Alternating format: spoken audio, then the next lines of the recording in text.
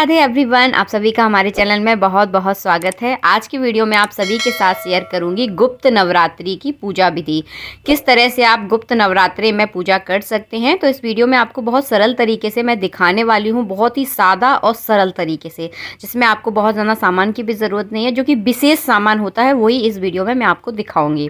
तो सबसे पहले आप क्या करें, नवरात्रि के एक दिन पहले जैसे कि अमावस्या को आप सारा सामान घर पर ला के रख लें, ताकि आप कोई भी सामान भूले नहीं और आपसे कोई भी मिस्टेक ना हो। इस चीज़ का विशेष ध्यान रखें, क्योंकि सुबह सुबह जल्दबाजी में हम बहुत सारी चीज़ें भूल जाते हैं।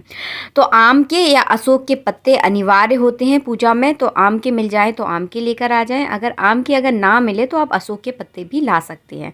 इस तरह की चुन्नी आप पीछे ज़रूर लगा दें। अगर चुन्नी नहीं है तो चुन्नी वाला प्रिंट का पेपर भी आता है, वो भी आप लगा सकते हैं। देखिए, ये है सामग्री: फूल, फल, पान के पत्ते, नारियल, सुहाग का सामान। ये सारी चीज़ें जो कि मैं आप सबको बार बार देखिए दिखा रही हूँ। फूल है, पत्ते हैं, ये पान के पत्ते हैं, ये फल है, सीजन का जो भी फल है आप यूज़ कर सकते हैं। और देखिए, ये है सुहाग का सामान। आप चाहें तो माता रानी के लिए साड़ी भी चढ़ा सकते हैं, तो आप चाहें तो साड़ी चढ़ा दें, आप चाहें तो चुन्नी चढ़ा दें, आप चाहें तो ब्लाउज़ का पीस रख लें। और देखिए, इस तरह का झंडा, घी का दीपक, और जो भी फल, नारियल, मिश्री और किशमिश का बहुत अहम भूमिका होती है माता रानी के भोग में। तो आप माता रानी को किशमिश और मिश्री का भोग आप अवश्य लगाएं। तो सबसे पहले देखिए हम करेंगे कलश स्थापना। तो सबसे पहले आप तांबे का लोटा ले लें। अगर देखिए, सबसे पहले मैं आपको कुछ चीज़ें बता दूं। अगर आप घट स्थापना करना चाहते हैं तो घट स्थापना में हमेशा मिट्टी का घट लगता है, मतलब मिट्टी का जो कि मटका हो, आप छोटा सा लोटे टाइप का वो हो, तो घट स्थापना में उस चीज़ का यूज़ किया जाता है। और घट स्थापना जवारे के बीचों बीच की जाती है। मैं आपको यहाँ पर जवारे बुना नहीं दिखा रही हूँ, यहाँ पे सिंपल सरल पूजा विधि आपको दिखा रही हूँ। तो सबसे पहले करेंगे देखिए कलश स्थापना। एक तांबे का कलश लिया है, उस पर आप कलावा बांध लीजिए, थोड़ा सा गंगा जल मिलाया है, फिर उसे पूरा जल से उसे फुल भरना है। देखिए, ये वीडियो तो एक डेमो का वीडियो है, इसलिए मैंने पूरा नहीं भरा है। आपको फुल कंठ तक भरना है। इसमें देखिए एक हल्दी की गांठ डाल दीजिए, एक सिपारी डालना है, थोड़े से चावल डालना है, एक कलदार डालना है और रोली डालना है। ये सारी चीज़ें अहम होती हैं, इनको आपको डालना ही डालना है। तो इस चीज़ का आपको ध्यान रखना है। तांबे के कलश पर हम कलश स्थापना करेंगे। अगर तांबे का लोटा नहीं है तो आप पीतल का लोटा भी आप यूज़ कर सकते हैं। अगर आप चाहें तो मिट्टी का भी यूज़ कर सकते हैं। तो ये आपकी इच्छा है कि किस तरह के बर्तन में आप कलश स्थापना आप करना चाहते हैं। स्टील का आप यूज़ ना करें। तो सबसे पहले देखिए 3 बार हम आचमन करेंगे। देखिए, इस तरह से आपको देखो 3 बार आचमन करना है, यानी आपको जल पीना है सीधे हाथ से। देखिए इस तरह से। फिर इसके बाद देखिए आप अपना हाथ धो लेंगे और दाहिनी ओर अपना हाथ धोना है आपको। देखिए इस तरह से, देखिए दाहिनी ओर हम लोग डाल रहे हैं, तो इस तरह से देखिए आपको हाथ धोना है। हाथ धोने के बाद हम कलश स्थापना करेंगे। भगवान का मन में आप ध्यान करेंगे, उसके बाद हम देखिए कलश स्थापना करेंगे। सबसे पहले देखिए हमें नीचे चावल रखना है। अगर आपके पास प्लेट है तो प्लेट रख लीजिए, अगर प्लेट नहीं है तो आप चौकी पर चावल भी रख सकते हैं, कोई दिक्कत वाली बात नहीं है। उसके बाद आप अशोक के पत्ते हों या आम के पत्ते हों, इन दोनों में से कोई भी एक पत्ता आप ले लें।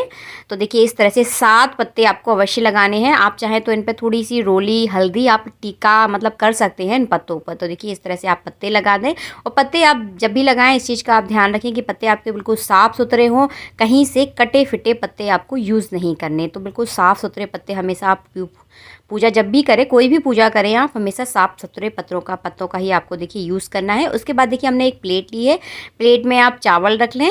और चावल देखिए हमने चावल के ऊपर प्लेट रख ली है, इसके ऊपर रखेंगे हम नारियल। तो नारियल आपको लेना है, पानी वाला नारियल हमेशा यूज़ किया जाता है कलश पर। तो आप एक पानी वाला नारियल ले लें, उस पर देखिए इस तरह से आप कलावा अवश्य बांध लें। देखिए हमने कलावा बांध लिया है। इसके ऊपर देखिए चावल के ऊपर हमें ये देखिए, और जो मुख होता है नारियल का वो अपनी साइड करना है, यानी पूजा करने वाले के साइड, जैसा कि आप लोग वीडियो में देख रहे हैं। इसके बाद देखिए इसको आप वस्त्र से ढक देना है। देखिए वस्त्र अर्पण करना है। तो देखिए इस तरह से हम वस्त्र अर्पण कर सकते हैं। आप चाहें तो किसी भी कलर का वस्त्र आप ले सकते हैं। नीले और काले कलर का वस्त्र नहीं लिया जाता, बाकी आप किसी भी तरह से ले सकते हैं। तो देखिए ये हो गई हमारी कलश स्थापना। इसके बाद लगाएंगे हम माता रानी का ध्वज। तो रेड कलर का ध्वज आपको लेकर आना है, यानी लाल कलर का चुन्नी प्रिंट का आपको आसानी से मार्केट में मिल जाएगा। तो देखिए इस तरह का आपको ध्वज लाना है और ये दाहिनी ओर रखना है। माता रानी के ईशान कोण में रखा जाता है, यानी दाहिनी ओर रखा जाता है। तो देखिए इस तरह से आप दाहिनी ओर माता रानी का झंडा रखते। अगर आपके पास है तो आप ज़रूर रखें, बहुत ज़रूरी माना जाता है झंडा रखना। तो देखिए इस तरह से आप इस चीज़ का याद रखें कि सिर्फ दाहिनी ओर रखा जाता है। कलश भी माता रानी के हमेशा दाहिनी ओर रखा जाता है और झंडा भी हमेशा दाहिनी ओर रखा जाता है। और अखंड ज्योति अगर आप जलाते हैं तो वो भी दाहिनी ओर ही रखी जाएगी। तो आप अपने हिसाब से देखिए, जिस तरह की आपके यहाँ जगह है उस हिसाब से मैनेज कर लें, कोई दिक्कत नहीं। अगर जगह नहीं है आपके पास चौकी की तो आप नीचे भी चावल का आसन देकर नीचे भी रख सकते हैं, कोई दिक्कत नहीं। आप ज़मीन पर भी इस चीज़ों को रख सकते हैं। अखंड ज्योति के लिए भी आप नीचे थोड़े से चावल रख लें, उसके ऊपर आप अखंड ज्योति आप नीचे ज़मीन पर भी रख सकते हैं। तो देखिए इसके बाद देखिए हम एक प्लेट लेंगे, क्योंकि इसमें हम भगवान जी का स्नान कराने वाले हैं, यानी गौरी गणेश का स्नान कराने वाले हैं। तो कोई भी पूजा हो सबसे पहले गौरी गणेश का पूजन अवश्य किया जाता है। तो इस प्लेट में हम गौरी गणेश का ही अभिषेक करेंगे। और आप कोशिश करें कि अपने घर के यूज़ किए हुए बर्तनों का यूज़ ना करें। ये सारे जो बर्तन मैं आपको दिखाती हूँ सारे हमारे पूजा के ही बर्तन हैं। अगर आपके पास देखिए तांबे के, कांसे के, अगर ये सारे बर्तन हैं तो अति उत्तम है। चांदी के बर्तन है तो और भी बढ़िया रहता है। अगर नहीं है तो आप इस तरह के स्टील के बर्तन भी यूज़ कर सकते हैं, कोई दिक्कत नहीं है। इसके बाद देखिए आप कलश पर स्वास्तिक आप अवश्य बनाने, हल्दी से बना सकते हैं, रोली से बना सकते हैं। तो देखिए इस तरह से देखिए आपको स्वास्तिक बनाना है।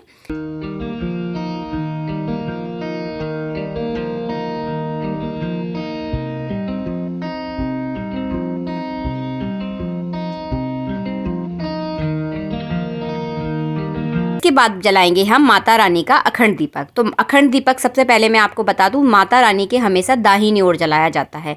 मैं यहाँ पर आपको छोटा सा दीपक जला के दिखा रही हूँ, क्योंकि अभी नवरात्रि नहीं आए हैं, एक डेमो वीडियो है, इस वजह से। देखिए इसी तरह से आपको अखंड दीपक जलाना है। तो आप चाहें तो घी का जला सकते हैं, आप चाहें तो तिली के तेल का जला सकते हैं। तो ये आपकी स्वेच्छा है कि किस चीज़ का आप अखंड दीपक जलाना चाहते हैं। अखंड दीपक की बाती बनाने के वीडियो मेरे चैनल पर बहुत सारे हैं, आप जाकर चेक कर सकते हैं। तो जलाने की जो विधि होती है वो इस तरह से जलाया जाता है। पूजन भी हम आपको बताएंगे कि किस तरह से अखंड दीपक का पूजन किया जाता है। तो सबसे पहले पूजन में गौरी माता और गणेश जी की पूजा होती है, और उससे पहले होती है पंचभूत पूजा। तो सबसे पहले करेंगे हम पृथ्वी का पूजन। तो पृथ्वी का पूजन देखिए मैं कर चुकी हूँ। इसके बाद कर रही हूँ मैं जल का पूजन, यानी गंगा आदि नदियों का पूजन। इसके बाद किया देखिए अखंड ज्योति का दीपक पूजन। हमें कैसे करना है, एक पुष्प लेना है, उसमें रोली चावल लगाने हैं और जाकर हमें अर्पण कर देना है। तो देखिए इस तरह से पूजन करें। शंख का जब आप पूजन करते हैं, चावल आपको नहीं चढ़ाने हैं, घंटी का हम पूजन करेंगे। तो देखिए घंटी का पूजन करने के बाद घंटी आपको बजाना ज़रूर है, ताकि आपके घर में अगर कोई बुरी आत्मा है, कोई निगेटिविटी है, कोई बहुत ज़्यादा संकट है, तो घंटी की आवाज़ से वो सारे संकट टल जाते हैं और सारी परेशानियां हो जाती है खत्म। इसके बाद जो हमने जल में जो पुष्प से पूजन किया था, उस पुष्प से थोड़ा सा हम जल लेंगे और अपनी सारी सामग्री पर हमें छिड़कना है, ताकि देखिए बाजार से आई हुई सामग्री होती है तो वो पूरी तरह से शुद्ध हो जाए। इसके बाद करना है हमें गौरी गणेश का पूजन। तो सबसे पहले जल से आप अभिषेक करेंगे। तो देखिए शुद्ध जल से आप स्नान कराएं। उसके बाद कराएंगे हम पंचामृत से स्नान। तो पंचामृत आपको पता है 5 चीज़ों से मिलकर बनता है, कच्चा दूध, दही, घी, शक्कर, शहद। तो ये 5 चीज़ें आपको मिलानी है, तुलसी नहीं मिलानी। इस चीज़ का आप ध्यान रखिए, क्योंकि स्नान के पंचामृत में कभी तुलसी नहीं मिलाई जाती। देखिए इस तरह से पंचामृत, उसमें पंचामृत में तुलसी डालने से जो पंचामृत होता है वो झूठा हो जाता है, क्योंकि उसका भगवान भोग लगा लेते हैं तुलसी डालने से। तो इस चीज़ का आप ध्यान रखें, तुलसी ना डालें आप पंचामृत में। देखिए स्नान वाला जो पंचामृत होता है उसमें तुलसी नहीं डाली जाती। तो देखिए इस तरह से अगर देखिए आपकी मूर्ति थोड़ी सी गंदी हो गई है ना, तो अच्छे से मसाज कर देंगे ना, तो आपकी मूर्ति चमक जाएंगी। उसके बाद देखिए आपको इस तरह से शुद्ध जल से स्नान कराना है। इस तरह से शुद्ध जल से आप स्नान कराएं कि कहीं भी कोई पंचामृत लगा ना रह जाए।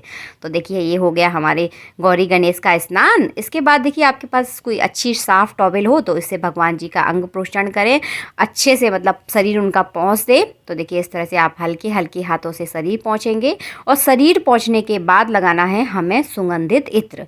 तो हमेशा ये सारी प्रोसेस तो मैं हमेशा आप लोगों को वीडियोस में बताती रहती हूँ, लेकिन बहुत सारे जो सब्सक्राइबर होते हैं, हर दिन के एक नया सब्सक्राइबर मुझसे जुड़ता है, तो सबको ये पूरी प्रोसेस आनी बहुत ज़रूरी है। इसलिए मैं अपने हर वीडियो में पूरी प्रोसेस के साथ पूजा विधि दिखाती हूँ। तो देखिए इसके बाद देखिए आप सुगंधित इत्र से अच्छे से मसाज करें, हल्के हल्के हाथों से आपको गौरी और गणेश जी की मसाज करनी है। इसके बाद देखिए आपके पास वस्त्र हो तो आप वस्त्र पहना दीजिए। अगर आपके पास वस्त्र नहीं है तो आप कलावे के 2-2 वस्त्र भी आप गौरी गणेश पर अर्पण कर सकते हैं। हमेशा 2-2 वस्त्र अर्पण किए जाते हैं, धोती और दूसरा दुपट्टा। तो इस तरह से आपको अर्पण करने हैं। मेरे पास यहाँ पे देखिए वस्त्र हैं, तो मैंने यहाँ पे वस्त्र बना दिए। इसके बाद देखिए आप तिलक करें, तो यहाँ पे गणेश जी को कर रही हूँ मैं चंदन का तिलक और गौरी माता को करूँगी कुमकुम यानी रोरी का टीका। तो देखिए इस तरह से आप देखिए टीका कर दें। उसके बाद आप चावल चढ़ा दें।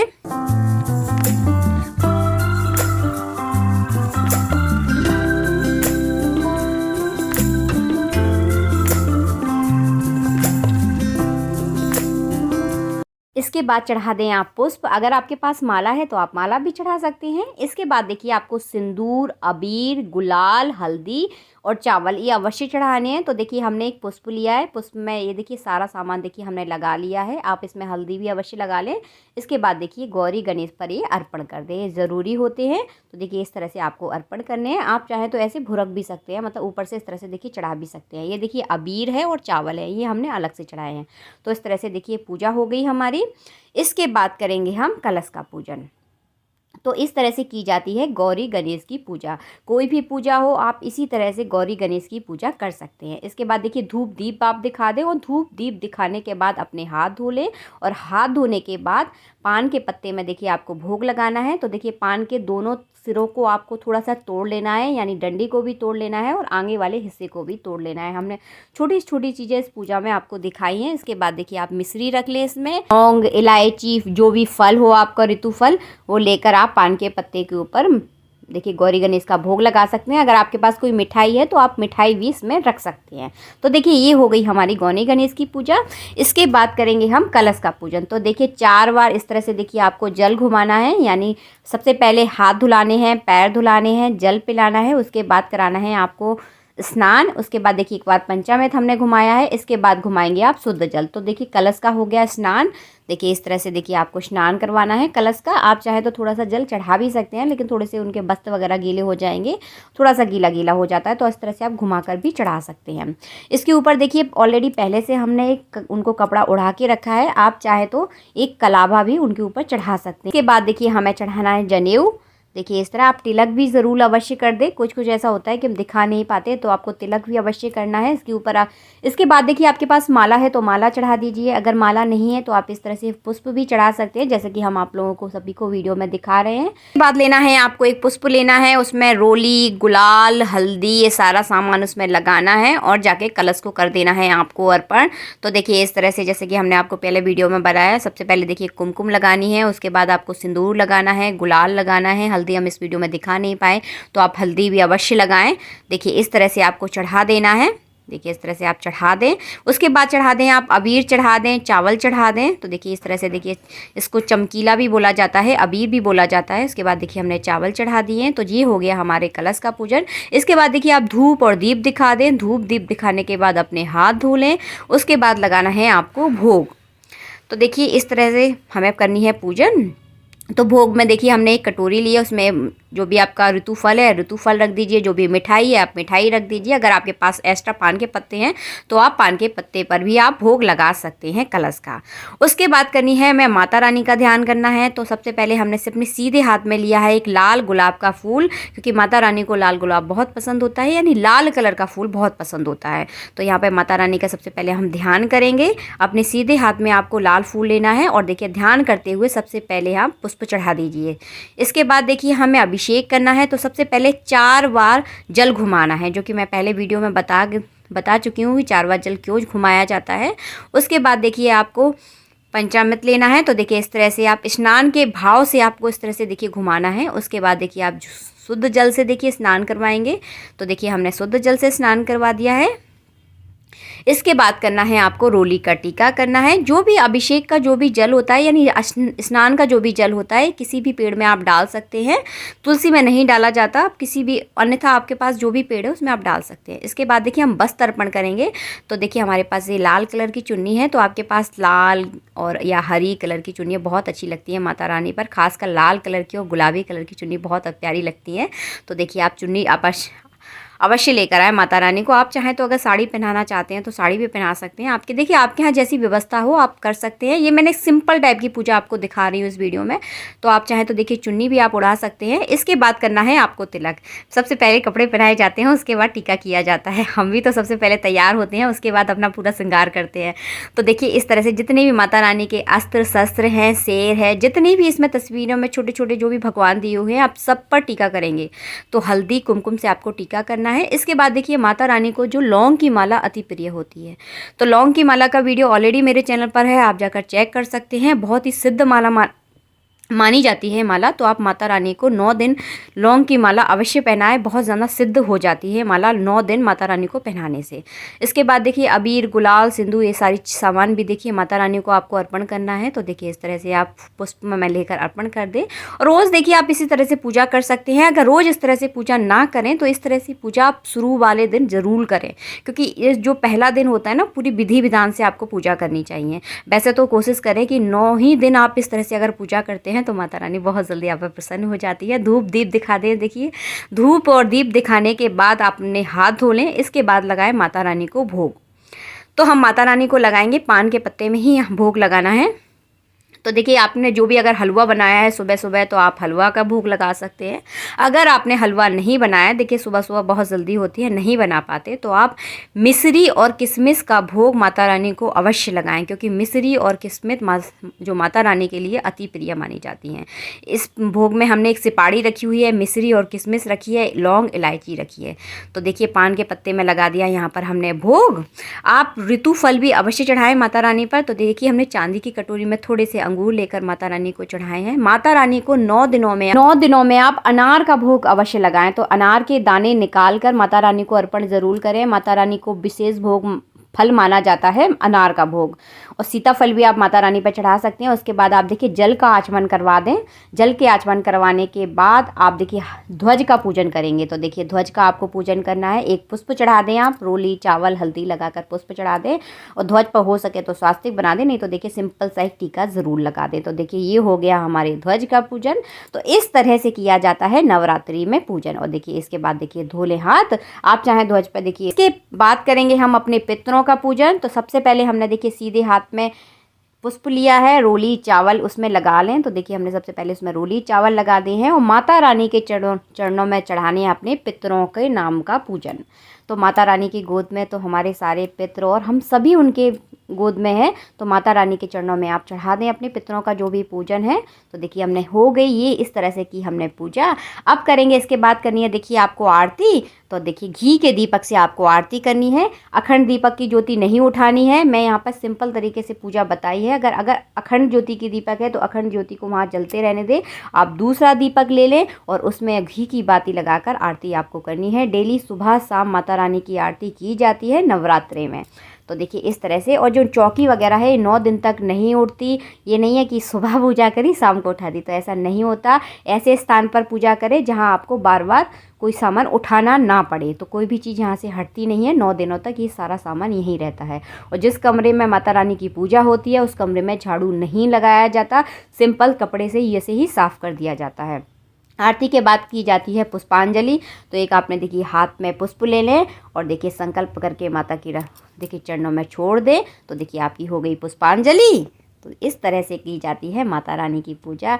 आई होप आपको हमारा वीडियो पसंद आया है। अगर वीडियो आपको अच्छा लगता है तो वीडियो को लाइक करना बिल्कुल ना भूलें। बहुत ही प्यार से, बहुत ही अपनेपन से आप सभी के लिए हम वीडियो बनाते हैं। इसके बाद देखिए माता रानी को आप सुहाग अवश्य अर्पण करना है। तो सुहाग का मंत्र होता है, तो आगे आप सुहाग का मंत्र भी अवश्य सुनेंगे। देहि सौभाग्यम आरोग्यम देहि मे परमं सुखम रूपम देहि जयम देहि यशो देहि दुसो जयि अम्बा पराम्बा जगदम्बा दुर्गा देवी नमः। इमं सुहाग सामग्रीम भगवती दिव्यार्पणमस्तु। बोलने के बाद सुहाग सामग्री माता रानी के पास में रख दें, कहीं भी बगल में जहाँ जगह हो वहाँ रख दें। अपने पूरे परिवार को आरती अवश्य दें माता रानी की और अपने पूरे घर में आपको आरती ज़रूर घुमानी है। इस चीज़ का आपको विशेष ध्यान रखना है। अगर आप हवन करना चाहते हैं तो आरती से पहले आप डेली हवन भी कर सकते हैं। आप चाहें तो सुबह हवन कर सकते हैं, आप चाहें तो शाम को हवन कर सकते हैं, तो ये आपकी स्वेच्छा है। बहुत जल्दी कोशिश करूँगी आप लोगों के लिए नवरात्रि का डेली हवन आप किस तरह से कर सकते हैं सरल विधि में आपको दिखाने की कोशिश करूँगी। तो आप इस तरह से नवरात्रि में पूजा ज़रूर करें।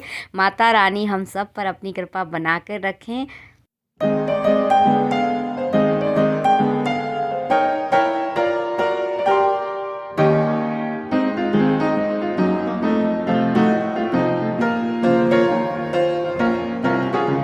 आप हमारा वीडियो पहली बार देख रहे हैं तो हमारे चैनल को आप सब्सक्राइब करना बिल्कुल ना भूलें। इसी तरह से आप लोगों की सेवा हम लोग करते रहेंगे। जितनी जानकारियां हो सकती हैं आप सब लोगों के साथ बड़े अपनेपन से हम सारे सबको शेयर करते हैं। और भी कोई नवरात्रि के आप वीडियो देखना चाहते हैं तो हमें कमेंट ज़रूर करें, हम जल्दी से जल्दी बनाने का प्रयास ज़रूर करेंगे।